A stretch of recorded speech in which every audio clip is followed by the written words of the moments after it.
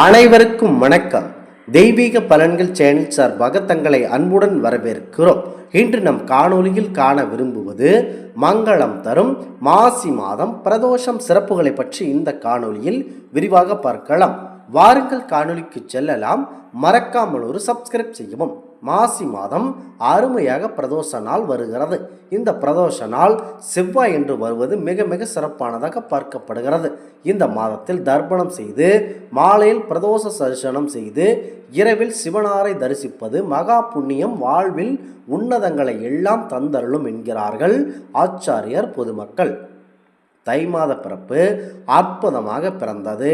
தை மாத பிறப்பு தான் மகர சங்கராந்தி எனும் பொங்கல் திருநாள். பொங்கல் என்பது சூரிய பகவானுக்கு உரிய நன்னாள். உத்தராயண புண்ணிய காலம் துவக்கமும் இந்த நாளில்தான் துவங்கியது. அது மட்டுமா, தை மாத பிறப்பு ஞாயிற்றுக்கிழமையில் பிறந்தது. அதாவது ஞாயிறு என்றால் சூரிய பகவானுக்கு உரிய நன்னாளில் சூரிய உத்தராயண புண்ணிய கால தொடக்கமான தை மாத பிறப்பு பிறந்தது சிறப்பு. அன்றைய நாளில் பிரதோஷமும் அமைந்தது. அடுத்ததாக இந்த மாசி மாதத்தில் இந்த பிரதோஷமானது இந்த தேய்பிறையில் அமாவாசைக்கு முந்தைய நாள் வந்திருக்கிறது. இந்த பிரதோஷம் மிக முக்கிய அற்புத நாளாகவும் பார்க்கப்படுகிறது. பிரதோஷம் என்பது மாலை 4:30 மணி முதல் 6 மணி வரையினால காலம் இந்த பிரதோஷ நாளாகும். ஞாயிற்றுக்கிழமையின் ராகு கால நேரமும் இதுவே ஆகும்.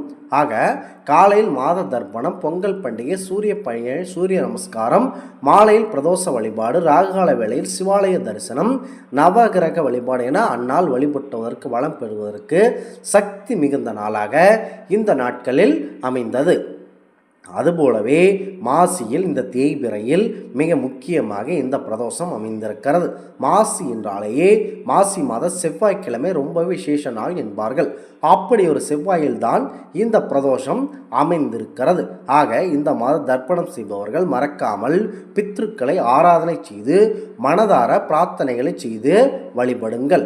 கண்டிப்பாக சிறப்பாக அமையும். இந்த மாசி மகா சிவராத்திரி அம்பிகைக்கு நவராத்திரி, ஐயன் சிவனுக்கு ஒரு ராத்திரி, அது சிவராத்திரி என்பார்கள்.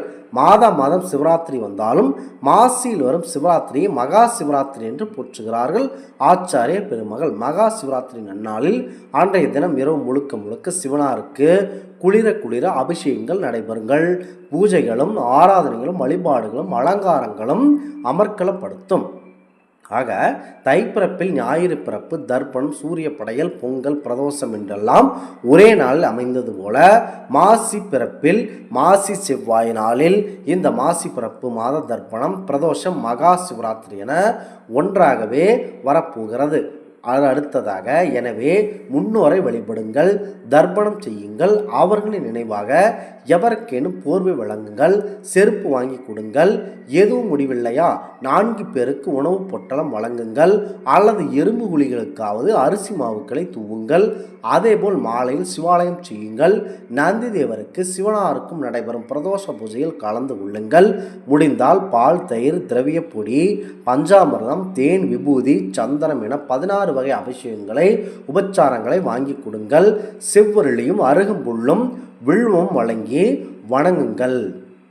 அடுத்து மாசி பிறப்பான இந்த செவ்வாய்க்கிழமையில் அமர்ந்தது போல இந்த தேய்பிறையிலும் இந்த செவ்வாய்க்கிழமையில் மாதம் இருமுறை இந்த பிரதோஷம் வருவது மிக மிக புண்ணியமாக பார்க்கப்படுகிறது.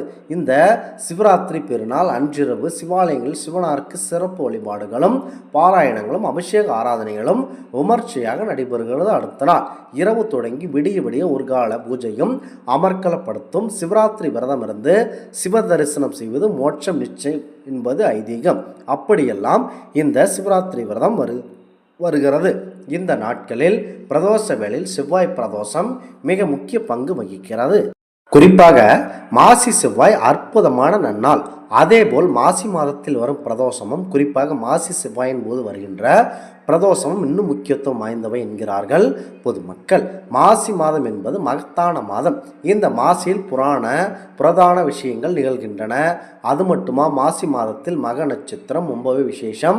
மாசி மகம் என்று போற்றக்கூடிய கொண்டாடுங்கள் ஞான நூல்கள் கொண்டாடுகிறது. மாசி மகம் என்பது மாசி மாதத்தில் வரக்கூடிய புண்ணிய தினம். இந்த நாளில் புனிதமாக நீராடி இன்னும் சிறப்பை தந்தருளும் என்பார்கள் கும்பகோணம் மகாகுளம் பிரதர்த்தியானம். அதேபோல் மாசி செவ்வாய்க்கிழமை என்று ஆலய வழிபாடு செய்வது மிகுந்த பலனை தந்தருளும். அம்பாளையும் முருகப்பெருமானையும் தரிசிப்பது பலன் சேர்க்கும். அவர்களுக்கு செவ்வொளி மாலை சாற்றி வேண்டிக் கொள்ளுங்கள். இந்த மாதம் செவ்வாய் நன்னாளான இந்த தினத்தில் பிரதோஷமும் கூட இந்த நாளில் சிவ வழிபாடும் அற்புதமான பலனை வாரி வழங்கும் என்கிறார்கள் ஆச்சாரிய பொதுமக்கள். இந்த நாட்களில் இந்த வேளையில் 4:30 மணி முதல் 6 மணி சிவாலயத்திற்கு சென்று நந்தி தேவருக்கு நடைபெறும் அபிஷேகத்தை தரிசியுங்கள். நந்திக்கு அருகம்புல் மாலை சார்த்துங்கள். சிவனாருக்கு குளிர வில்வம் வழங்குங்கள். மங்காத செல்வத்தை தந்து வாழ்வின் நன்மை உயர்த்துவார் தென்னானுடைய சிவன். இந்த ஆன்மீக தகவல் உங்களுக்கு பிடித்து இருந்தால் தெய்வீக பலன்கள் சேனலை கண்டிப்பாக சப்ஸ்கிரைப் செய்து கொள்ளவும். மீண்டும் ஒரு நல்லதொரு காணொளியில் உங்களை சந்திக்கிறோம். நன்றி, வணக்கம்.